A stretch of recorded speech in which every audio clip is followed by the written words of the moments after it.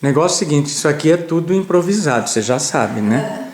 Que é improvisado. E aí, é o seguinte, quando eu cheguei, você tinha me dito num determinado momento que cada objeto aqui tem sua história. Sim. É claro que a gente não vai dar para pegar tudo quanto é história e tudo quanto é objeto. Mas, por exemplo, olha, esse aqui.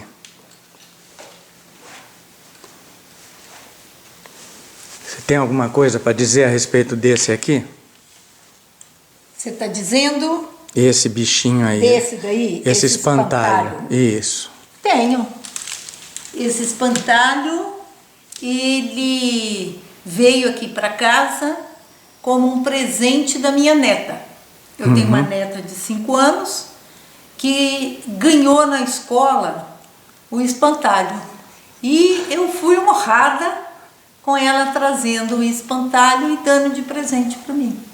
Certo. Então, é um objeto de luxo, de valor. Uhum. É uma joia para mim. Como é que é o nome dela? Laura. Laura. Quando foi em 86, a direção da FEBRAP veio para Campinas. O presidente era José Carlos Landini e o presidente do Congresso era o Luiz Olivene. Tinha muita briga, mas era uma fase de muita briga, muita disputa. A gente dizia que era a época das vacas sagradas. Então tinha muita vaca sagrada. E o Luiz Olivene me convidou para fazer um trabalho com essas vacas sagradas, com essas figuras de proa, que mais disputavam coisas. Dos dois lados, os que tinham ficado com Bermudes e os que tinham... Agora já havia o Bustos, Dalmiro Bustos, que veio no vácuo desse espaço que ficou na SOPS e com quem não continuava com Bermudes. E aí então eu tenho as entrevistas que eu fiz com a base, com os principais dos dois grupos. Uhum. E alguns deles já morreram, mas a entrevista está aí comigo. E aí então, o congresso organizado por Campinas, que foi em Lindóia, ele começou pela primeira vez a aceitar no congresso quem não era clínico. Hoje parece uma piada isso, né? Uma piada. É. Parece um preconceito, assim, né? Pois é.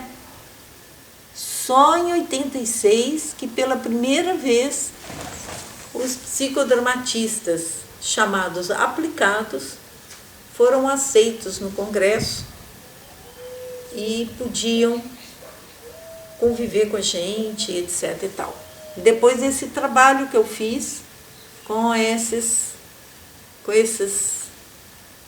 importantes figuras dos dois lados.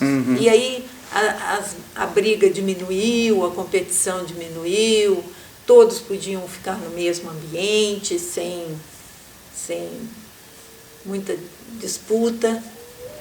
E eu considero que o Luiz Olivene foi muito sábio, percebendo que era necessário esse trabalho. E sou muito grata porque ele me convidou para fazer esse trabalho, porque me ensinou muito. E aí então se fez nesse congresso uma comissão para começar a estudar como mudar o estatuto da FEBRAP para aceitar quem não fosse clínico. Aceitar mesmo, passar a fazer parte, começar a fazer parte da FEBRAP, do movimento. Direito a voz e voto. Isso, e não só ouvinte.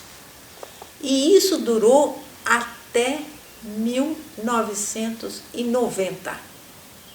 Só em 1990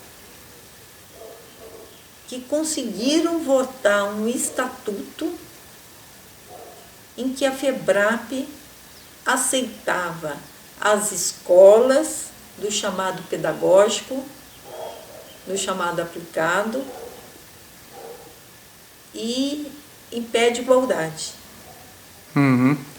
E a partir daí então, o perfil da comunidade psicodramática no Brasil, ele mudou, porque não era mais psicodrama clínico, mas durante ainda muito tempo ficou um degrau de importância. Quem era psicodramatista clínico tinha uma cadeira. Quem era psicodramatista pedagógico, aplicado, era um pouquinho menos. Noblesse oblige. A Marisa Grebe é uma que lutou por isso. Ela não lutou sozinha, evidentemente, muitas pessoas lutaram. Mas eu sei porque ela tem uma importância para você, né? E aí, então, o psicodrama ampliou e chegou mais perto do Moreno.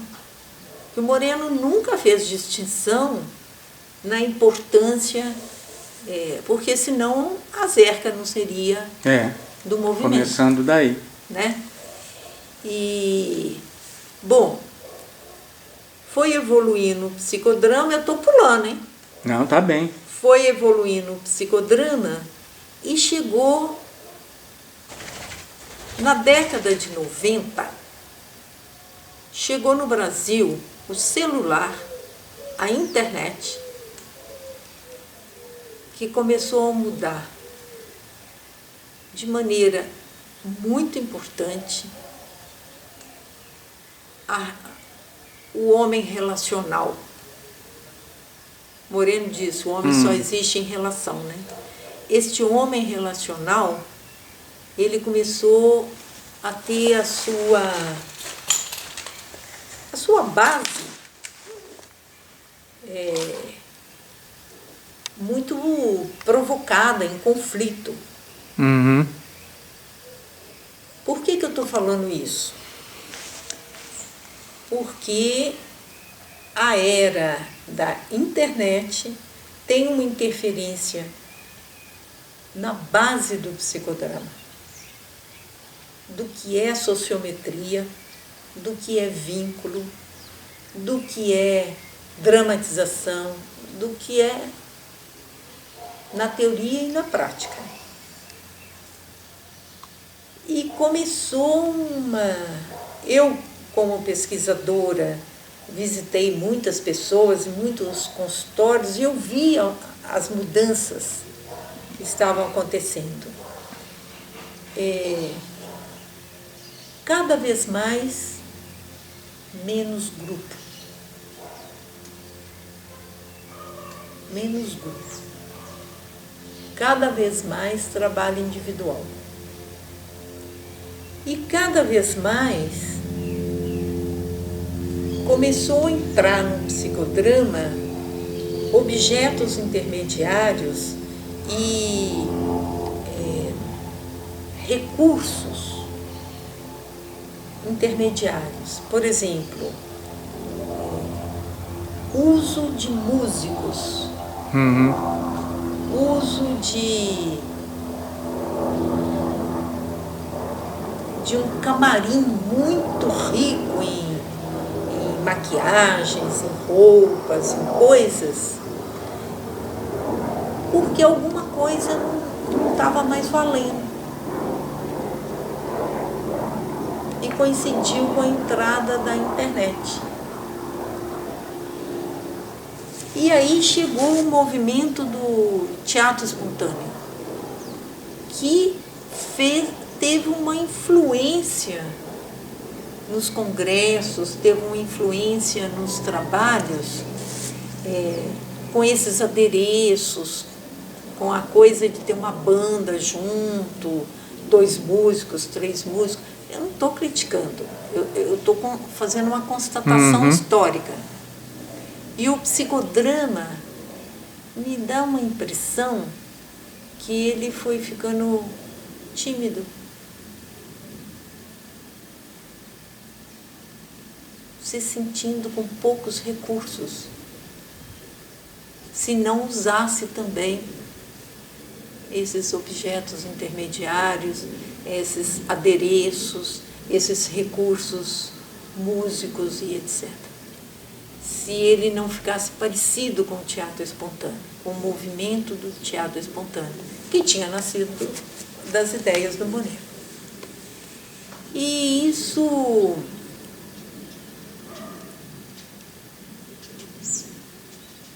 não passou de tudo. Como é que é? Não passou de tudo. Ah, sim. E nem, por exemplo, eu aprendi a fazer psicodrama público numa praça, no Cogó. Pessoas com pessoas. Foi assim que eu aprendi. Depois, se eu fizesse isso, o meu psicodrama era pobre, porque não tinha um conjunto de músicos, não tinha um camarim. Esta influência do teatro dessa maneira. Do playback? Do playback theater? Não só do playback. Eu acho que mais do teatro espontâneo, que é um movimento que usa esses recursos.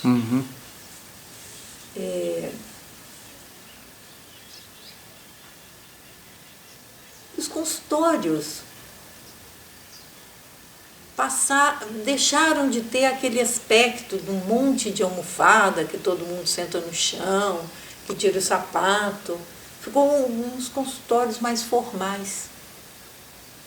E assim vai, são mudanças que o psicodrama está passando. Agora, quando você organizou esse livro, Psicodrama Brasileiro, História e Memórias, você chegou até 2007. Sim. Bom, já lá se vão 12 anos. Sim. De lá para cá, o que é que você acrescentaria ainda e que não tinha praticamente acontecido? Isso que eu estou contando. Já entra a partir...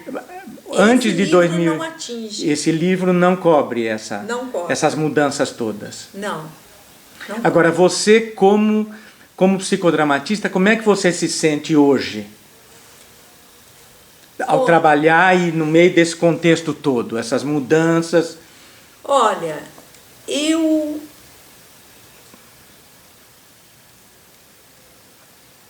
não me sinto impotente, não. Eu continuo me sentindo uma pessoa capaz de fazer um sociodrama, de fazer um psicodrama e de fazer do grupo a orquestra que vai cantar alguma coisa, se for o caso.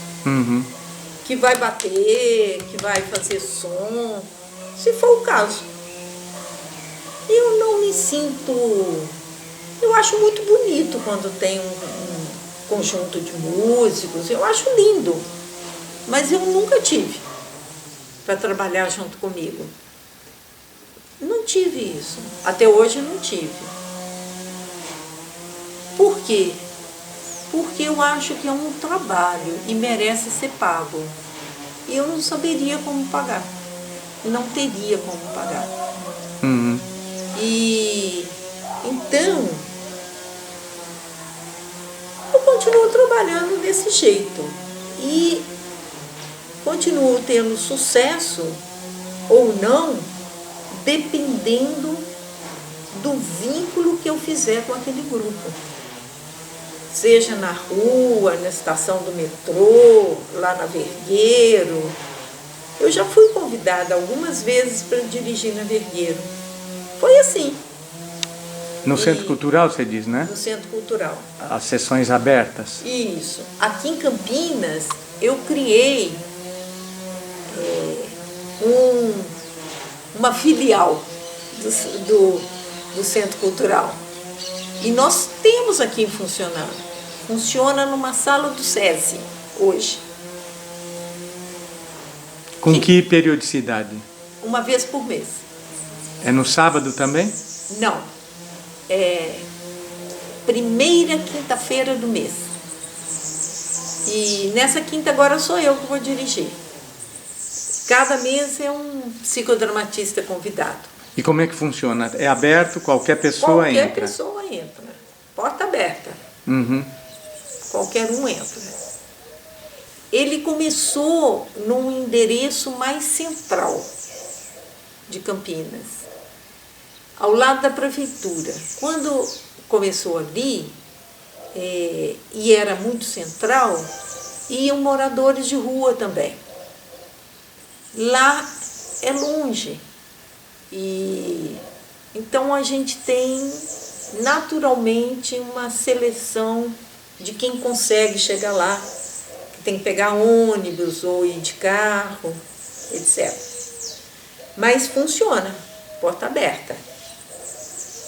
E eu vejo que o psicodrama, ele continua atual. Agora, eu me pergunto, o que nós perdemos e não criamos uma coisa nova no lugar?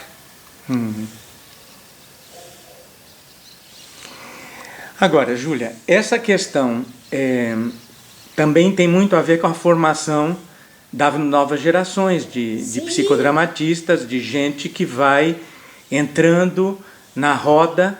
Que é outra geração. Agora, tendo em vista isso tudo e com a experiência que você tem e toda essa visão histórica que você acaba de resumir, que recomendações você faria a essa juventude que está aí agora e que está começando o seu trabalho psicodramático, sociodramático? O que é que você diria? Você sugeriria alguma coisa? Não diria nada? Qual seria a sua atitude diante dessa turma nova que está chegando aí? Olha, eu sou professora. Eu continuo dando aula de psicodrama. Eu sou professora no IDH, Instituto de Desenvolvimento Humano de Porto Alegre. De Porto Alegre, certo. Eu sou professora aqui em Campinas. Nós estamos sem curso, mas estamos agora com seminários avançados, isto é, gente já formada que quer reciclar. Não estamos ainda com curso regular de formação. O que eu falo com meus alunos é assim: olha, aproveitem da tradição que eu trago e, por favor, me deixe aproveitar do que vocês estão trazendo. Eu tenho que aprender com vocês, eu tenho que reciclar minha tradição com vocês e vocês têm o que aprender com a quantidade de experiência que eu tenho. Se nós dois, esses dois lados, se olharem e se permitirem uma troca, só tem a lucrar, só tem riqueza. Porque o que a geração nova traz, que eu não tenho, eu quero aprender. Eu acho que são coisas muito interessantes. Um tipo de raciocínio, um tipo de leitura do social. Eu acho o máximo. Acho muito legal. E quero, e me ofereço. Está aqui o que eu tenho, nessa bacia aqui.